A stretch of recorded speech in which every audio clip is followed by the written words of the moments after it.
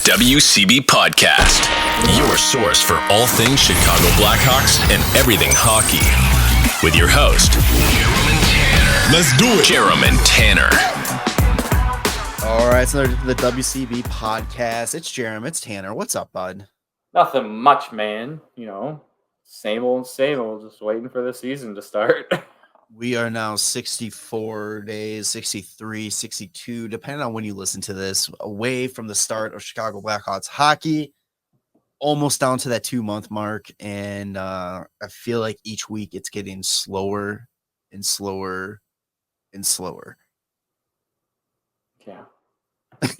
There's nothing. There's nothing going on. There's no news. Almost no news. Almost no news. Literally have nothing for NHL talk. I mean, nothing that stood out to us. Only one little bit of news for Hawks talk, which kind of led into an idea we had for discussing more Hawks talks shit.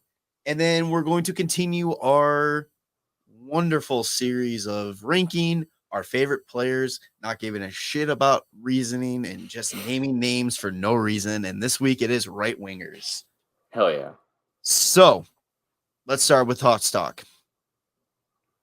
Yeah, let's start there with all this hockey news. The one bit of news that came out today, and I practiced trying to say this name before we were recording, so I know I'm going to flub it here. But the Blackhawks announced that they have signed 2024 first-round pick, 27th overall, Merrick Vanacker.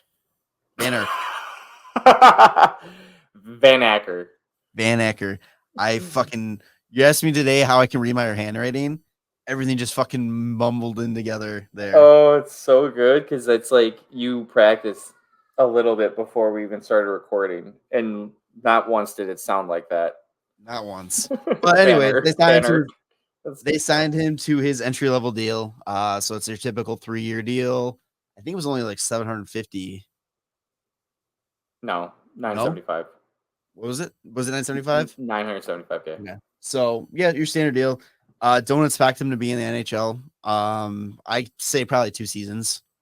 Yeah, it's one of my favorite things is like even just on the Hawks subreddit, just going and they signed him and it's like, oh wow, they must really think that he's gonna be something special if they already signed him. It's like he's not going to be on the Hawks. No, so he's coming off a really good season with the Bulldogs in the OHL.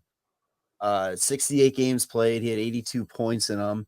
And the interesting fact about that one is he played November on with a torn labrum in his left shoulder, played through the playoffs, played the rest of the season, and didn't get it taken care of until June. If you watched the every shift video the Hawks put out, which Tanner suggested I watch today, which I did, he's doing his interviews with the Hawks in a sling and everything up in Buffalo for the prospect combine. So I'm excited to see what he can bring to the table. Hopefully he continues to develop the way he has from the season, because he made a big jump from his rookie season, only putting up 16 points to leading the team with 82. Yeah. Especially with, we were looking at it before, he was playing with Nick Lardis. I don't know if he was on the same line, but Lardis only played a portion of the season too. And then another guy that was on their team that put up some points only played a portion as well. So it's interesting that probably some of the stronger players weren't always on the ice with him, and he put up a good amount of points still. So the second coming of Connor Bedard for us, but Nah. But everybody's sitting there talking about how the Hawks don't have a true forward behind Bedard, to come support. But it's honestly, yeah, they might not have somebody coming up for next year kind of thing, but based on the draft history of the past few years and who the Hawks have loaded up with, I mean, there's going to be a lot of forward options that are potentially going to be a huge high impact player on this team. And I mean, again, we've said it before and I'll say it again. It's I love the way that KD is building this team through the draft and bringing players like this. And this is the guy he wanted. He traded up for this guy. He wanted, it was between him and Sasha Boyver. and he was able to get both of them. Yeah, when you watch that every shift, and they're like Boisvert, Vanacker, and they're like, all right, we're gonna go Boisvert, and then they like does like little clips, but it shows like, you know, like if our guy's still there after this pick, like let's make the deal. You're talking to Carolina. Yeah. And then he, you know, they say like so and so drafts whoever, he goes, call him, let's go, let's get it done. And like he's all excited because it's again like the same draft as like Oliver Moore. He tries to trade up for somebody, doesn't get him to bite on the trade, but he ends up getting his guy anyway. And this time, you know, he's kind of torn who to take on the 18th pick. And then his guy's still kind of sitting there, and he, you know, finds a trade partner and ends up getting like the two guys that he wanted. And it's just like, if he's excited, there must be something. And so it's so funny watching him too, like in those clips, like when they hear like I don't know who was it before, the Kings or Capitals or something, was it 26? Maybe. But when they make their pick and he hears that it wasn't who he wanted, he's like, fucking right, let's go. It's fucking awesome, guys. He's like doing fist bumps and stuff. Like, it's so cool watching that it's like at the end of the day, he's just like us. Yeah, it was like LA. Yeah, like he's just like us, excited to see like, oh, that's the guy we wanted. Let's go get him and all that, you know, all excited when we see him still on the board. Like, Giddy's awesome, man. And like you said, the fact that he's so excited about these guys still being available. The Hawks have one of the best scouting systems, I think, in the league. And that's not even being a biased opinion there. I think that's a proven fact that they are one of the top dogs when it comes to scouting. And these guys do their homework. And while we all, as fans, can love the sexy pick and, you know, the Demidovs and all this kind of stuff, these guys are paid to research these guys and see exactly what they're going to bring to the team and how they're going to help this team going forward and be good for a very long time. So trust the process. Yes, is what you should take away from that.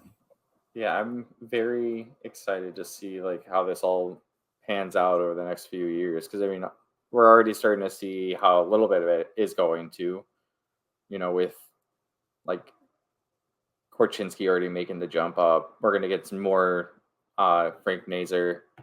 I mean, Connor Bedard, obviously, but if you could have never watched hockey before, and then if you were thrown in that position and been like, who do you draft? And you look at the hype and you go, probably that guy. Yeah. It's like, yeah, everybody would have nailed that pick. But yeah. All the other recent picks will start coming to fruition pretty soon. Especially a lot of the guys, like we keep saying, they're going to be in the Rockford this upcoming season. Like, it should be something fun to like pay attention to. Just looking at like pulling up, because for what we're going to do here in a second, I have like the Blackhawks prospects pulled up and just seeing all these names with Rockford next to them. Mm-hmm. I am so goddamn pumped to go to like when Rockford comes to town and to see the Wolves, play against the Wolves. It's so funny because like last year when we were just checking through elite prospects, that page where it's just all of in the system, and it's like this guy's here, this guy's here, this guy's at this place, this guy at this place, and then now it's like Rockford. It's funny though that hell yeah, Zach Sanford is on the prospect list on elite prospects. Yeah, that's weird. I think they just put everybody. It's actually just in the system. It's not prospect like list. Oh shit! But you can change it to specific age groups, so like 24 and under, which would likely eliminate him. Yeah, there's a lot of Rockford guys 24 or under. Dude, Rockford is going to be sick. I'm so excited for hockey season, and this team is going to be better. Rockford is going to be filthy. It's just great fucking time to be a Hawks fan. And the only downside is I wish it was like NHL 24 where we can just sim 2 seasons, get those guys up at the NHL and just playing fucking Stanley Cup hockey again. Ugh, I wish. So talking about prospects, we thought it would be interesting to kind of go through who we thought the top 5 Hawks prospects are right now in the system, because there's a lot of players have come in through the doors. We keep talking about how exciting it is to be a Hawk fan right now. And this is not an easy list to make. No. It's very difficult. And first off, we're doing what, 24 and under? Yeah. I think that makes the most sense. Dude, This is, I'm just looking around. I'm like, I don't even know who. 24 and under, and if you played a full season, if they've already played a full season, they're taken out of the equation. So no Bedard, no Korchinski.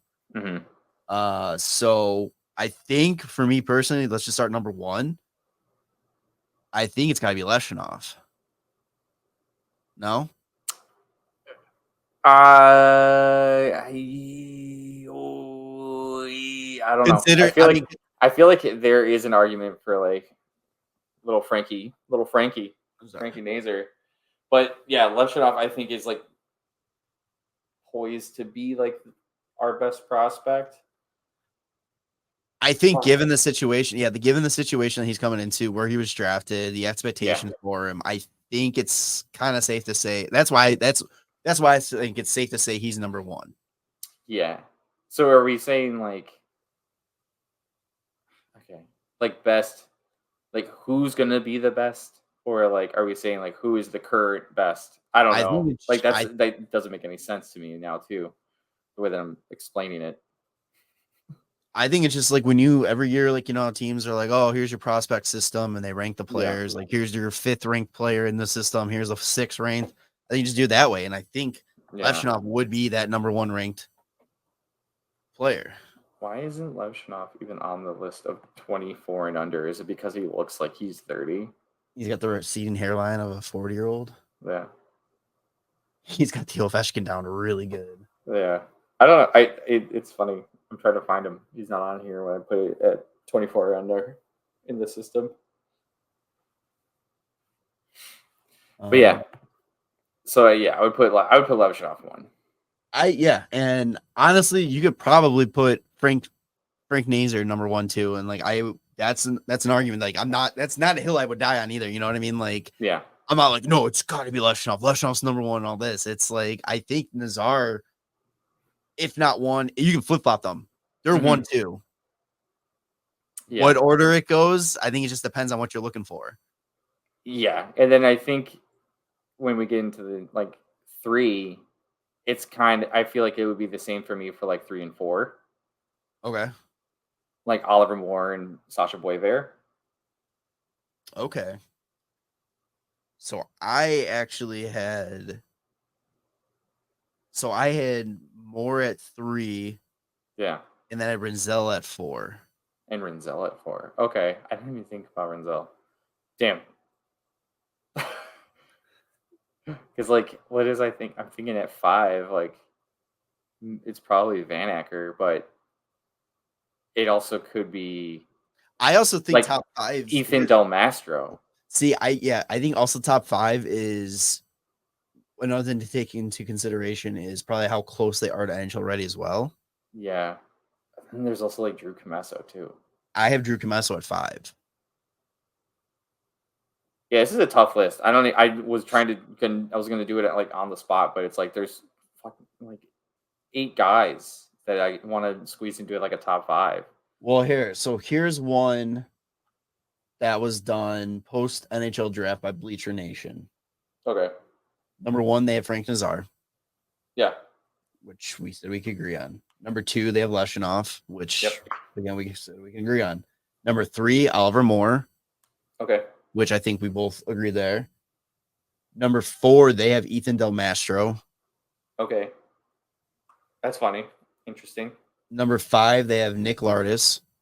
Oh wow. Okay. This is after the draft? This is after the draft. So they would even have Lardis over Boisvert right now? Yeah. Interesting. They have Rinzel at 6. Is this like potential to be like an impactful player in the NHL? Because like, let's see. That's so funny to me that they have like the 3rd round pick of Nick Lardis above a couple other 1st rounders the Hawks just took. So this person wrote, in the past, I've excluded some prospects based on whether they were NHL players yet or not. In this update, I will consider some young players who have some NHL experience on their resume. already still eligible for a ranking. So you'll find Nazar, Slager, Delmastro, Kaiser, and Gutman on the list. So I also wonder, though, what's another thing, because I'm looking at this. So Renzel 6, Ryan Green 7, Gavin Hayes 8, Sasha 9, Sasha 9. Okay. Slaggert 10, Merrick 11, Vanacker 11. Is that what you said? yeah, Okay. Kaiser 12, Ludwinski 13. Weird. Okay. So it's like this is. See, I don't know, because it's like that one's tough too, because I know a lot of people weren't hyped on those those two other picks in the first round. It's funny to me too that he puts some of the guys where he does and like doesn't mention like Roman Kanserov, Let's see. who the Hawks took like early second round last year. He's got him 15. 15. Oh, okay.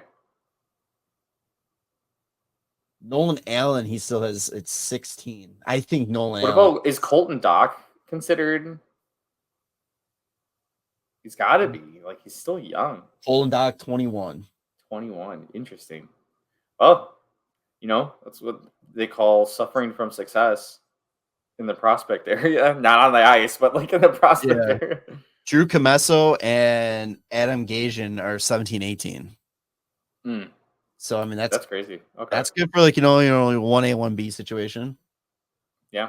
John Mustard 22. Yeah, what a good name. What a good name for Chicago. So yeah, I mean, it's a good problem to have. Wow, he doesn't have Isaac Phillips making the list. He might not consider Phillips. No, he's got him as an honorable mention. Oh, really? Interesting. Okay. I mean, it makes sense. Yeah. In terms of like who has the best chance to make the roster full time, like I think he doesn't, but I think I mean I'm so high on Nick Lardis, but I think 5 is kind of a stretch for him. I mean, if that's how some other people see it that do this more often, like awesome, but like I also think you gotta assume that like some of our other first rounders are going to be higher up on our prospect list, right? Unless he just like, that's the thing too. We were just talking about like he was injured last year, right? So like, how do you pull him so high? He only played 37 games last year. He played 1 game for Rockford. Yeah, somehow. How is that possible? I don't know. We put no points, so he's a bust. God, get him out of there. Yeah, right. What the fuck? I'm curious when that game was. It had to be like at the end of the season. I wonder if it was like a weird, rare case where they let him play a game because he was hurt for so long. An emergency thing or something. I don't know. Interesting. But yeah, so I mean, so now I'm switching. I'm for sure. I think it's gonna be Nazar, Levshunov, Oliver Moore, and then 4 and 5 you can pick because those are too hard. Oh fuck! I was trying to find out what I guess he played against the Wolves. So you said Levshunov, Nazar, Oliver Moore. Flip it. Nazar, Levshunov, Oliver Moore. Yeah. And then I'm trying to pull them back up. I'd probably go. I want just like, this is just straight off of like how I feel. I think it's. Wait, what was 3? More. Okay, yeah. So he's there. I'm just excited for Boisvert. And then, fuck, man, I don't know. Give me.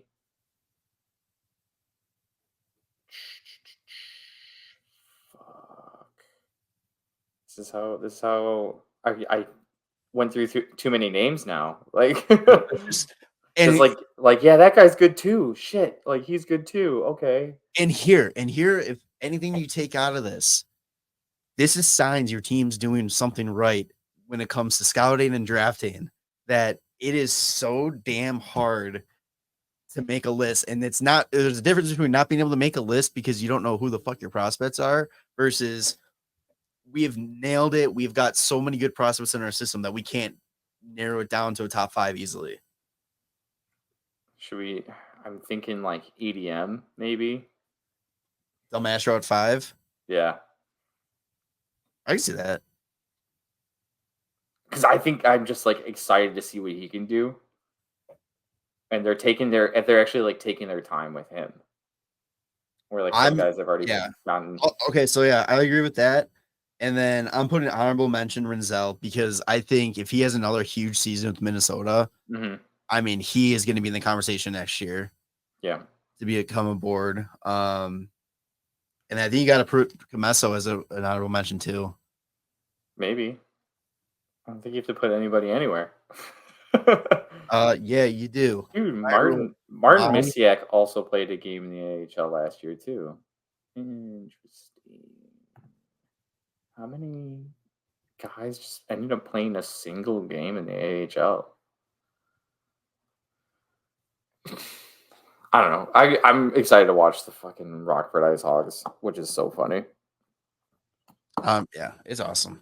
And we will be going to probably every Wolves game that we possibly can when they're in town. Yeah, that would be nice. That would be real nice. It's like, hey, can we get season tickets just for when Rockford comes to town? You play the same teams like 20 times. So. Checking the Ice Hog schedule. See if it was released already. I think it was like November was the first game. Oh, really? Yeah, the schedule's out. So it's October 12th? Is that in Rockford? Yeah. I was talking about in the Allstate. Oh, I was like, how does their season start so late? Okay, you're talking about in Chicago. Yeah. Yeah, it's November 17th. I don't mind going up to Rockford for a game, but if we can just go down to Allstate, it's a lot easier. Yeah, going to Allstate's way easier. It's November 17th, December 1st. Double. That's so weird. They play on January 4th and 5th at Allstate Arena. Nice. And then February 23rd. Any other ones? And then they end the season, April 19th. Definitely going to that one. Well, probably may not because who knows? A lot of guys might be called up, finish the season with the Hawks. That's true. Yeah. We'll So November, what did we say? right November 17th. That'd be a good one to go to. Yeah. Let's do it. All right. You got anything else for Hawks talk? No. We stretched that one out. We stretched that one as long as we could. NHL talk. There's, like I said, there is nothing going on right now. The only thing that I saw was I was surprised I forgot that Patrick Waugh is the head coach of the Islanders. Okay, and that's NHL news. Well, it's an article on top stories on NHL.com. Islanders in good place with Waugh as head coach. That's the only thing. That's the only reason I was like, oh shit, he forgot he's the head coach there.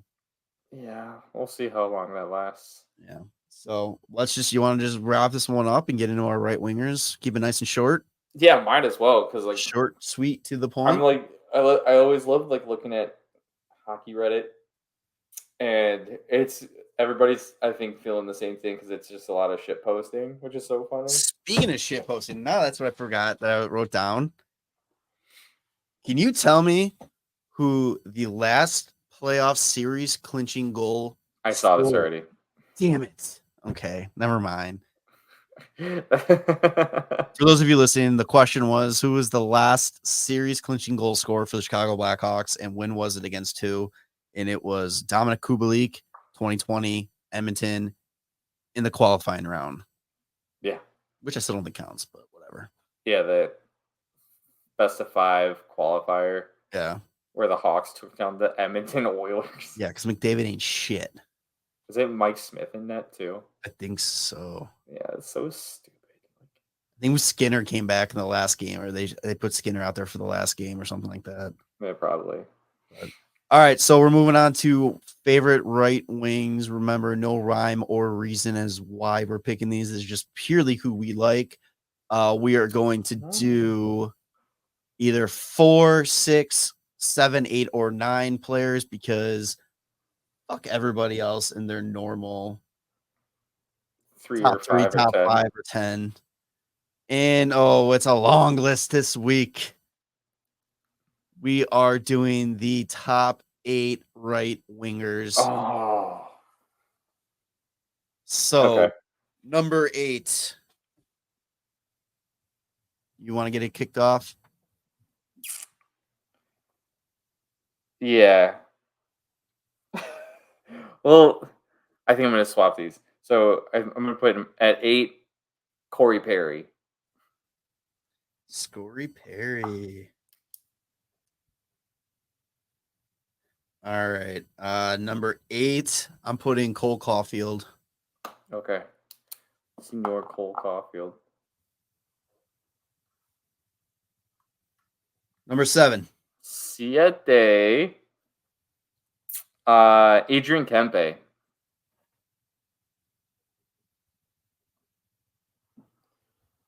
He's mainly I like him just because he did really well on my fantasy team. Number 7 for me is going to be Josh Doan. Oh, really? I just like it was a great story. It was like the one good thing coming out of Arizona last year. And like he had a hot start to his career. He started like 2 goals in the first game, right? A couple goals the first game. I think he had like 4 or 5 goals in the first like 3 or 4. And then it's like just listen him talk. Like it was his dad all over again. And it's a bummer. He's another reason why it's a bummer the whole Arizona hockey's not working out because he is a product of Arizona hockey. And anywhere his dad would have played, he would have been a product of hockey. I know, but he was out there and because his dad was Mr. Coyote. Yeah. So that's my reasoning. Number 6. Yeah, it's pretty cool. It's pretty neat.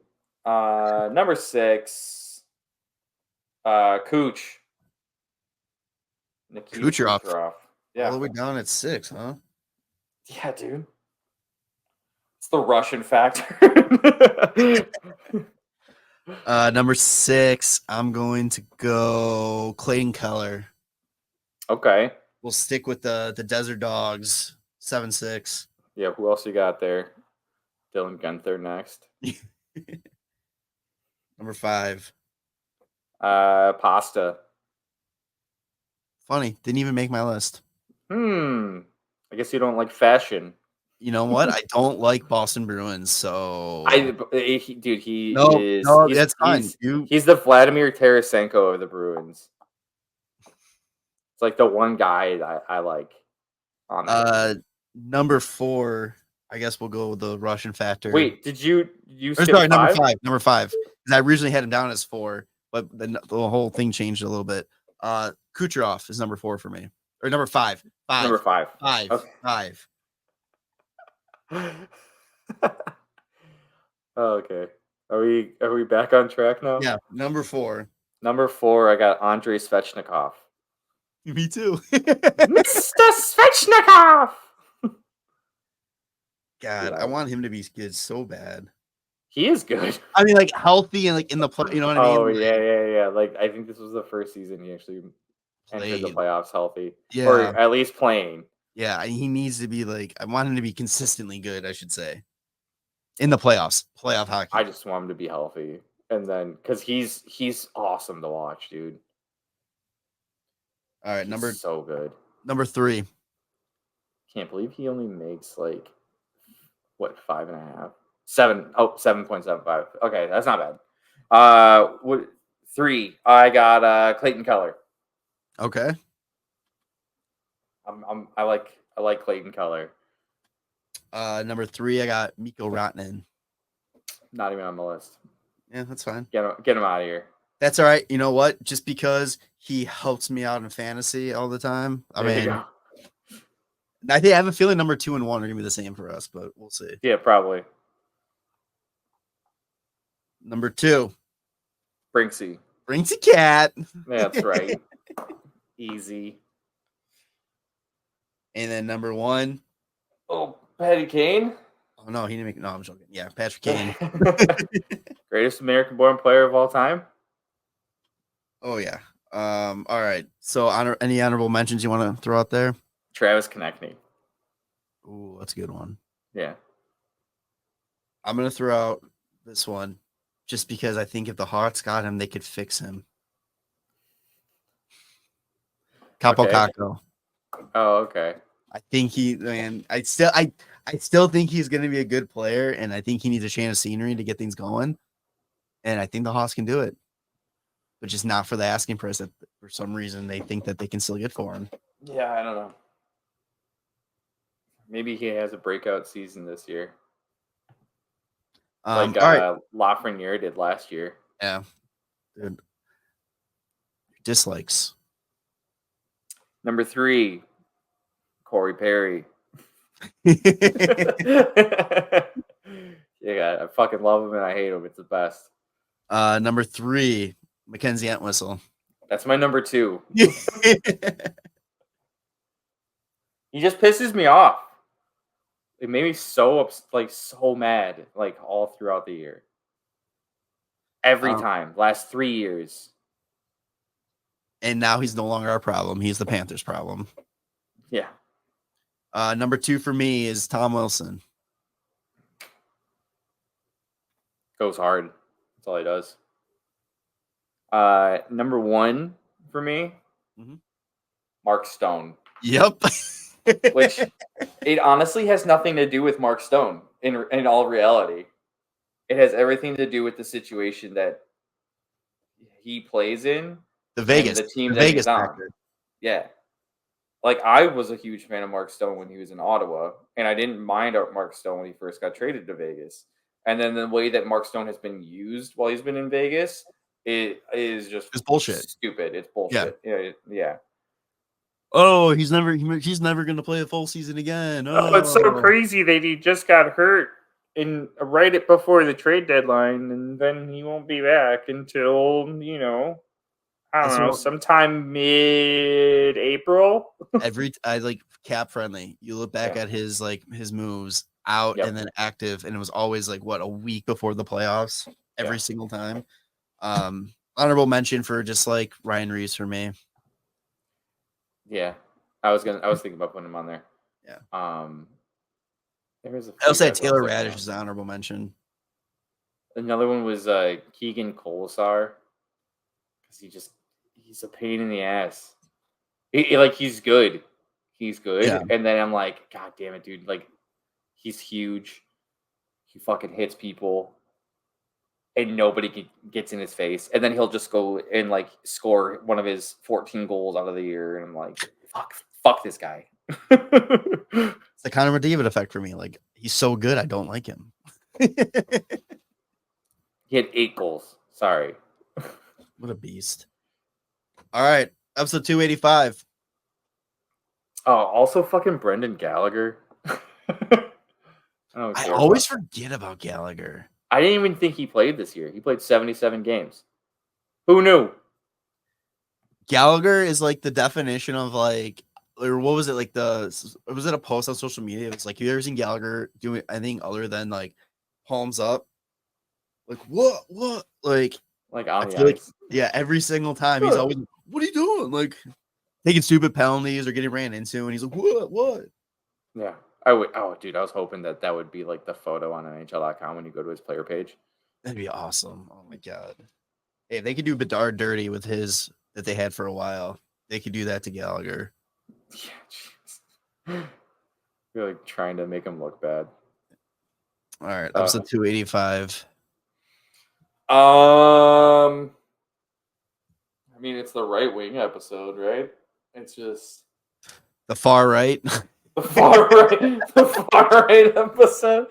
Yeah, dude. Fuck yeah, man. Oh, that's good. Yeah, that's what we gotta do. Yeah, no. What are we doing? It's the GOP episode. Right wingers only. Just in time for the DNC to be in Chicago. Yeah, right. Oh, what is it? Oh, this is the Truth Social episode. Oh god damn, that's more politics that I want to be even talking Fucking about. Fox News, right wings, baby. Let's see, garbage time. Let's call it garbage time because we're just wasting time up until the season. Sure, it's fine. The AKA the right wing episode, AKA righties only. The right wing list. What? Like the AKA righties only. Righties only. So then next week we'll do the left-handed defenseman. Left-hand defenseman, then right-handed defenseman, and then goalie. Yeah.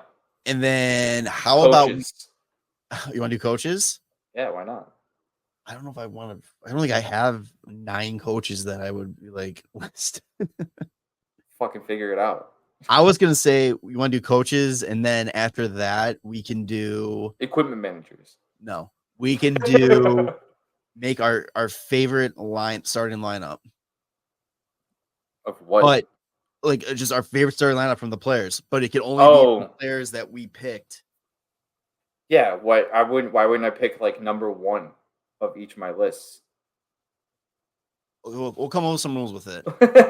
We'll come up with something, but I think that's the way to do it, and that should get us to. So far, my forward core is Panarin, Bedard, and Kane. Yeah, so that's a sick. Hey, I mean, technically, there's no rules for this. We said this entire thing. There's no rhyme or reason to this. Fuck you on your stats. Fuck you on your logical explanations on this stuff. This is who we like. No reason needed. Yet I know we give reasons each time we pick certain players. Yeah, that's right. Oh man, my top 4 lines would actually be pretty good. Obviously, because they're all good players. Yeah, but yeah, that should get us right to season preview. Hell yeah. So that's what I'm all about. Let's get closer to the season. Yes. Get some more hockey news. What could possibly be happening in like the next week or so? Like, is there any signings? Where is Seth Jarvis? What is he doing? Why can't the Hawks just get him? Because we don't have the right things for an offer sheet. Yeah, because we already gave him the pick that we would need in order to do the offer sheet. Son of a bitch. It's like too bad there wasn't a player to be named later in that trade for those picks, and just be like, hey, you remember that player to be named later? We'll take 1 Seth Jarvis, please. That's what we need. Another right-handed shot. Yeah, another right-handed shot? You mean a single right-handed shot? We have Bedard and then Seth Jarvis. That would be all we need. That's an interesting strategy. I'm very curious how that plays out, but I don't think they care. Yeah. So, all right, episode 285. Make sure to follow us on your favorite podcast feeds, Spotify, Apple Podcasts are the big 2. Subscribe to the YouTube channel, social media at WCB Podcast, and we'll see you on the next one. All right. Love you, boys. Bye. Thanks for listening to the WCB Podcast. Be sure to subscribe wherever you heard this podcast. To connect with Jarom and Tanner, check out the boys at WCB Podcast on all social media. We'll see you next time.